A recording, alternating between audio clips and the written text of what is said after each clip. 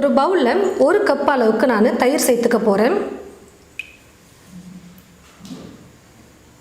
1 cup வெல்லம் வந்து துருவி எடுத்திருக்கேன். நம்ம காய் துருவதில் துருவிக்கிட்டோம்னா ரொம்ப ஈஸியாக இருக்கும். 1/2 கப் எண்ணெய் சேர்த்துக்கிறேன். எல்லாத்தையும் சேர்த்து நல்லா மிக்ஸ் பண்ணிக்கலாம். வெல்லம் வந்து நல்லா கரையிற அளவுக்கு நல்லா மிக்ஸ் பண்ணி விட்டுக்கலாம். எல்லா பொருளையும் ஒரே கப்பில் நீங்கள் அளந்து சேர்த்துக்கிட்டிங்கன்னா மெஷர்மெண்ட் வந்து கரெக்டாக வரும்.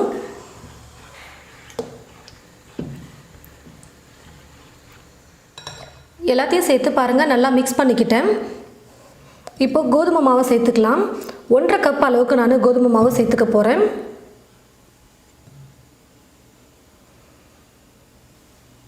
சோடா உப்பு 1/4 ஸ்பூன் சேர்த்துக்கிறேன். பேக்கிங் பவுடர் வந்து 1 ஸ்பூன் சேர்த்துக்கிறேன். இப்போ இது எல்லாத்தையும் சேர்த்து ஒன்றா சலிச்சிடலாம்.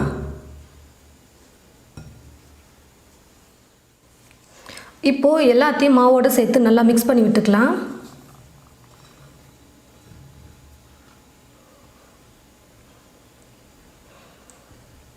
கை விடாமல் நல்லா மிக்ஸ் பண்ணணும். உருண்டையெல்லாம் எதுவுமே இல்லாத அளவுக்கு நல்லா மிக்ஸ் பண்ணி விடணும்.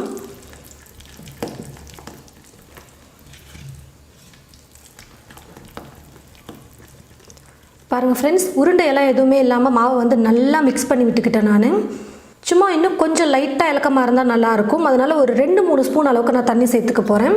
நீங்கள் தண்ணிக்கு பதிலாக வீட்டில் பால் இருந்ததுன்னா பாலும் சேர்த்துக்கலாம். சும்மா 2-3 ஸ்பூன் தண்ணி இருந்தாலே போதும். பால் சேர்க்கும்போது இன்னும் நல்லாயிருக்கும்.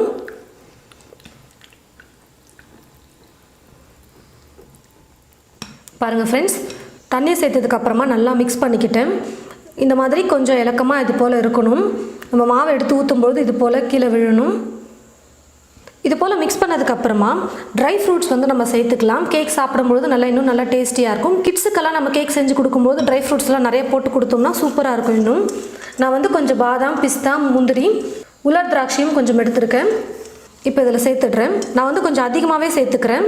உங்களுடைய வீட்டில் என்ன ட்ரை ஃப்ரூட்ஸ் இருக்கோ அதெல்லாம் சேர்த்துக்கலாம். உதாரணத்துக்கு ஒரு பேரிச்சம்பழம் இருந்தால் கூட அதை கூட நீங்கள் கட் பண்ணி சேர்த்துக்கலாம்.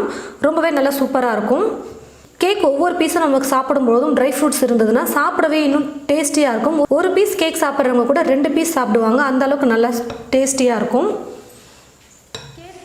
கேக் ட்ரே வந்து ஒன்று எடுத்துக்கோங்க.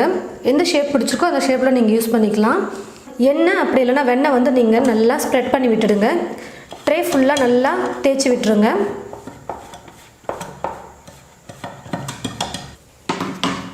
நான் வந்து இப்போ எண்ணெய் தான் வந்து தடவி வச்சுருக்கேன். எண்ணெய் தடவினதுக்கப்புறமா கொஞ்சமாக கோதுமை மாவை எடுத்து நல்லா ஸ்ப்ரெட் பண்ணி விட்டுடலாம். இதில் போட்டு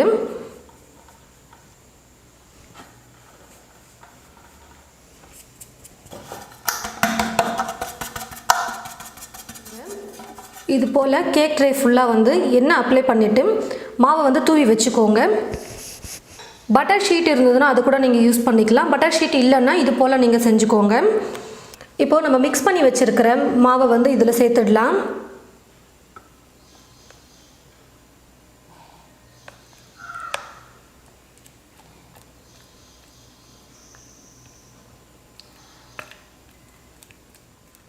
இப்போது நல்லா இப்படி தட்டி விட்டுக்கோங்க. அப்போ தான் காற்று உள்ளே போகாமல் நல்லா இருக்கும்.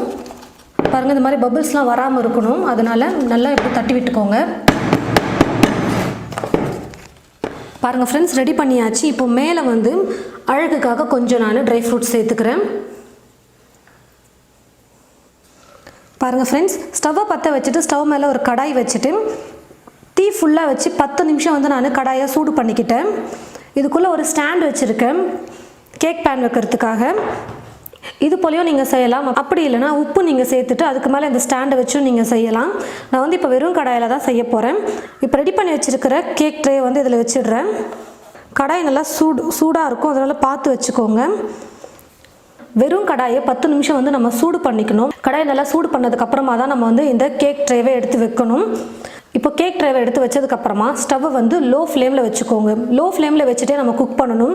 குறைஞ்சது ஒரு 45 நிமிஷமாவது நம்ம குக் பண்ணணும். அப்போ தான் வந்து கேக் வந்து நல்லா வெந்து வரும். தீயை ரொம்ப குறைச்சி வச்சுட்டு இப்போ நம்ம குக் பண்ணிக்கலாம். மேலே ஒரு மூடி போட்டு வச்சிடுறேன். பாருங்கள் ஃப்ரெண்ட்ஸ், கேக் வந்து குக் பண்ணியாச்சு, ரெடி ஆகிடுச்சு. கத்தி அப்படி இல்லைனா இந்த மாதிரி டூத் பிக் வச்சு நீங்கள் கேக் இப்படி குத்தி பார்த்தீங்கன்னா தெரியும், ஒட்டாமல் வந்ததுன்னா கேக் வந்து நல்லா வெந்திருக்குன்னு அர்த்தம். பாருங்கள், கொஞ்சம் கூட ஒட்டவே இல்லை, நல்லா கேக் வெந்து வந்துருச்சு. ஒரு 2 மணி நேரத்தில் இது போல் குத்தி பார்த்தீங்கன்னா தெரியும், சுத்தமாக கேக் ஒட்டவே இல்லை. பாருங்கள், நல்லா வெந்து வந்திருக்கு.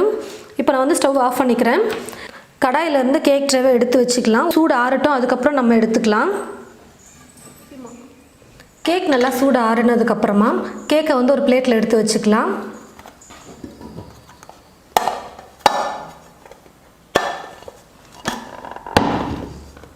இப்படி நல்லா தட்டி விட்டோம்னா கேக் வந்து அழகாக வந்துடும்.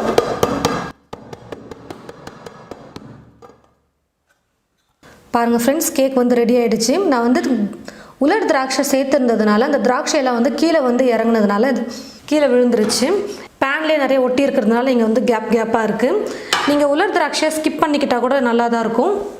அதுதான் கொஞ்சம் லைட்டாக கலர் மாறி இருக்குது. உலர் திராட்சையை நீங்கள் ஸ்கிப் கூட பண்ணிக்கோங்க. மற்றபடி கேக் வந்து நல்லா சூப்பராக வந்திருக்கு. பாருங்கள் ஃப்ரெண்ட்ஸ், கேக் வந்து நல்லா சூப்பராக சாஃப்டாக வந்திருக்கு.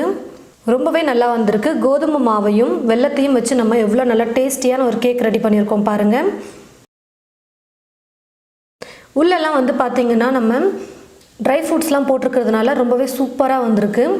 குட்டீஸ்லாம் சாப்பிட ரொம்ப லைக் பண்ணி சாப்பிடுவாங்க. ஒவ்வொரு முறை கடிக்கும் பொழுதும் நமக்கு ட்ரை ஃப்ரூட்ஸ் வந்து கடிப்பட்டுட்டே இருக்குன்றதுனால சாப்பிடவே நல்லா டேஸ்டியாக இருக்கும்.